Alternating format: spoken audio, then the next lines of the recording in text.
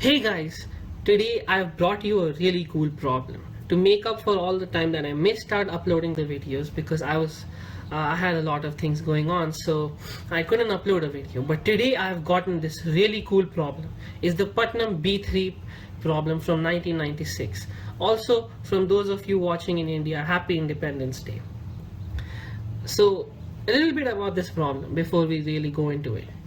Only 20 people were able to score all 10 out of 10 points on this problem, and very few people were actually able to do even a little bit on this problem. So it's a pretty difficult problem, but it's not very difficult to digest. It does not use extremely complicated theorems or a very difficult reasoning. So that's why I chose this problem. It's just about finding the right pattern. That's why I chose this problem for you guys. So please watch till the end. It's really cool and really interesting, and I'm sure you'll enjoy it. So watch till the end. Also, please like and subscribe to my channel because I will now be uploading more frequently. So you do not want to miss out on my videos. So let's just get into it. So this is the problem statement. So you're given a set x1 all the way to xn, which is equal to the set 1 to all the way to n, which just means that this is a permutation, which means you just rearrange these numbers 1, 2, 3, 4 all the way to n. You just rearrange it in a different order and call it x1, x2 and all the way to xn, which means these are just the number at the first position. It could be anything. So find with proof the largest value as a function of n is greater than or equal to 2 of this sum x1, x2 plus x2, x3 all the way to xn minus 1, xn plus xn, x1. So this just means you have like the number, like let's say you have x3, so this will multiply with x4, and x4 will multiply with x5 and so on until we reach the last number, which just multiplies back with the first one, kind of making a loop. So that's the problem. Now we have to actually prove it, which is probably why this problem became really difficult, because we have to actually even prove it. It doesn't suffice to just think of a pattern or come up, look at a few examples and then generate a formula. We actually have to prove it. We find the pattern now. So how do we exactly do this? Well, we have to really find the largest value. We can't find the smallest one. So let's just start thinking of different products we can make. Clearly 1 into 2 will always be the smallest product, no matter what we do. So let's just write that down. Let's just write facts we can think of. Then this would be the next smallest, and this is kind of like an order you can get. I don't really see much here, but let's look at the other way around. Right? I don't really see much. But on the other hand, if we do n into n minus 1, that's always going to be the largest number. N into n minus 2 will be next, and so on. So we get this pattern we can actually work with, because now we're actually focusing on n. In the previous case, we didn't really have any information about n. This intuition is a bit more clear, but we still don't know how to proceed. So how do we keep getting these largest numbers? Because see, as I mentioned, this is looking at n and it's looking at the largest numbers. But how do we keep going this way? We can't just write these down each time, because there are going to be many of these. So how do we keep getting the largest possible numbers? Well, we can arrange it in this way. Because think of it. If we look at the previous slide, we see that we had n into n minus 1 and n into n minus 2 as the two largest numbers. Let's try to get these two numbers in our list first. So we just put n in the middle of n minus 2 and n minus 1, because clearly this just multiplies with each of them and gives us the first two numbers we had identified on the previous slide. Now how do we get the next largest number?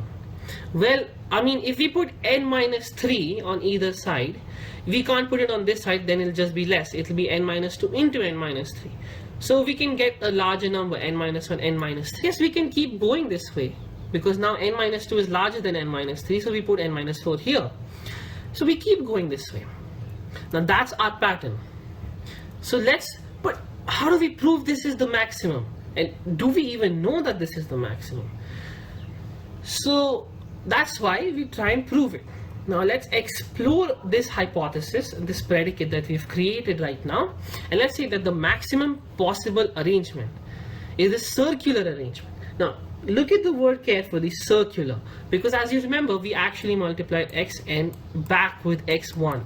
That's why it's still circular, so we can go with this.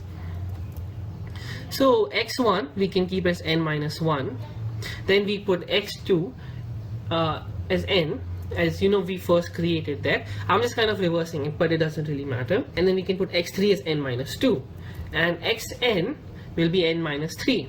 This is just, you know, for just for our sake right now. It doesn't really have to be that x1 is n minus 1. x1 could have just been n, x1 could have been anything. This is circular, it doesn't exactly matter. It's just the relative positions that matter. So now P2, let's use induction here. Now P2 we can just see is 2 into 1 plus 1 into 2, that's just 4. And this is the only arrangement, so this is obviously the maximum. Now let's look at the inductive step. So what are we doing here? We are assuming that for some n equals to k minus 1, we have that this is our most optimal arrangement, and we just write it over here, like just right over here. We assume that this is optimal. Now we have to prove that the future case, which is n equals to k, we have to prove that that also follows the exact same optimal order. Now it's pretty clear. If you look at the sequence and you want to get the maximum possible sum, where would you put k? Well, I can't put it here, because if I put it here, it's just k into k minus 1 and k into k minus 3. Instead, if I put it here, it looks like I'm getting the sums that I had first identified, which were k into k minus 1 and k into k minus 2. But that's not all, because I'm also subtracting k minus 2 into k minus 1, because I'm actually removing this sum that existed, this product k into k minus 1. I'm actually subtracting this from the sum k into k minus 2 into k minus 1. So it's not entirely clear now, because I'm also subtracting the largest previous number. So does adding k minus k between this and then subtracting the largest previous number, is it justified? That's what we have to test now, and that's what is the entire basis of our proof. So that's what we're actually adding. I just formalized it and wrote it here, that so which is just simplifying, you get k square minus 2. Now we have to prove that this is the maximum possible amount that you can increase the sum by. Now why is it the maximum? Well, we can formalize it by saying it's between k minus 1 and k minus I and k minus I minus 2. That's where we're placing it, because if you look at this, it's kind of like k minus I and I minus 2. This is just the only unique place where you have a gap of 1. Everywhere else you can see it's a gap of 2. So let's say we put it somewhere there. Now if we check the increase, we can again write that as the formula, and just some simplification, you can see that you get k minus I square minus 2i. But immediately you're going to notice that I minus I square minus 2i for the range that we have indicated, that's actually always greater than 2, because even at 1, because this is obviously always negative, this part is always negative. So let's look at the minimum, which is 1, and that's minus 3. That's less, that makes the sum less than k square minus 2, because minus 3 is lesser than minus 2. So clearly this is actually less than what we actually wanted, which was k square minus 2, which we actually got before. So this is definitely the proof that k square minus 2 is the maximum increase. I even put it on a graph, and as you can see, this is just I square minus 1, and it's going to be negative. That means the sum could possibly k square plus 1, but that's if I is less than 1. That's not what we want. We're only looking at I when it's actually greater than 1, or greater than or equal to 1, and at 1 we can like kind of map it here. This is 1 and this is 3. So I is definitely never going to be less than 2, because we're only looking at it from this side onwards. So yeah, that is indeed the maximum increase. But now we have to find a closed formula. That's now our next hurdle.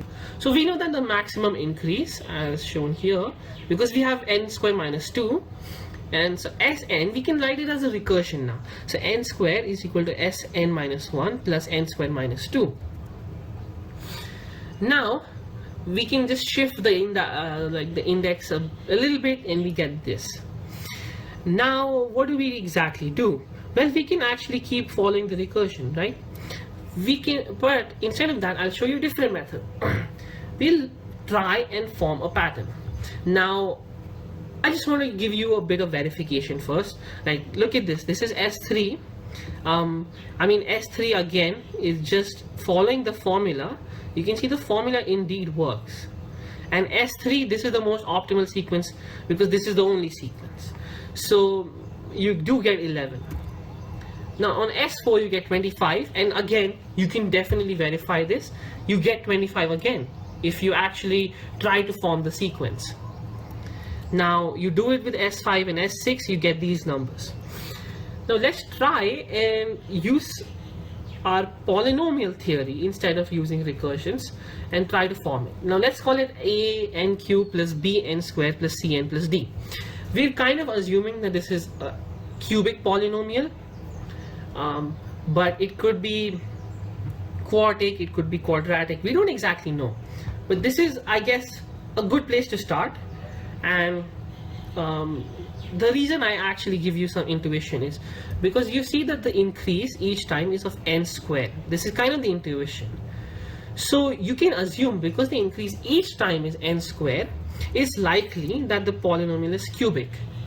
Because if you remember, the sum of the squares all the way to n squared is actually a cubic, because you have n plus 1 and 2n plus 1. Just pardon the handwriting. Really, upon 6, which is indeed a cubic. So that's kind of a small and short intuition on why I initially guessed. I still say it's a guess that it's a cubic polynomial. Now we can put our values in. Let's put n equals to 2 and we get 4 over here. 3 gives us 11. 4, 5 and so on. We can plug it in and we get a system of linear equations which we can solve. Now you may notice we can just subtract each one and we can eliminate d. Then we can again subtract and eliminate c and so on. It's there's indeed a definite pattern here and we can definitely leverage that. So as I mentioned, we can first subtract them and we eliminate d. So we subtract s3 minus s2 and we get this equation. We do that with s4 and s3 and s5 and s3. Now we get 3 equations. Now we keep continuing this way. And what do I mean by continuing? I just mean we keep subtracting equations, like we subtract that and then we do that. So, and finally we can again subtract it and we get that a is equal to 1 upon 3, because we subtract like 24a minus 18a, this cancels, this gives us just 2 and this gives us 0, and this just gives us a 6 when we cancel it out. So you get a is equal to 1 upon 3.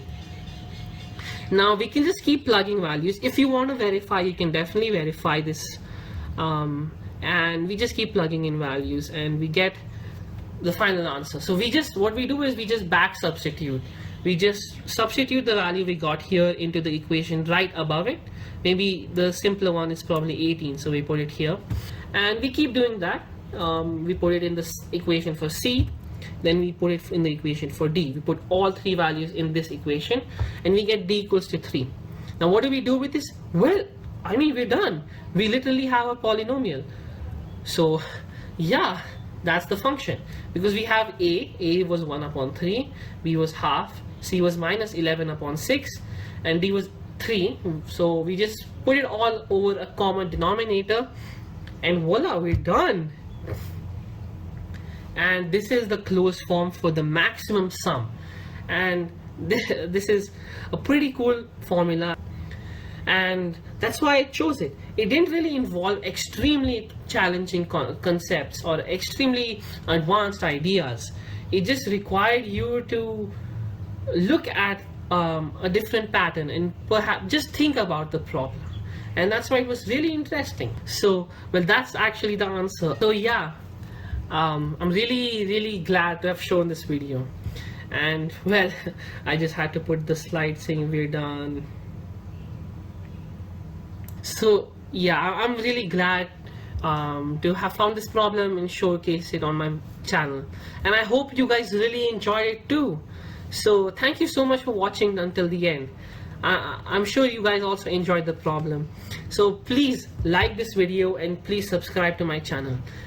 If possible, please also share and please comment on what you really learned from this video, and that's really helpful for me, and I'll get to know what I helped you guys with and what I helped you guys learn. So yeah, thank you guys for watching. Goodbye.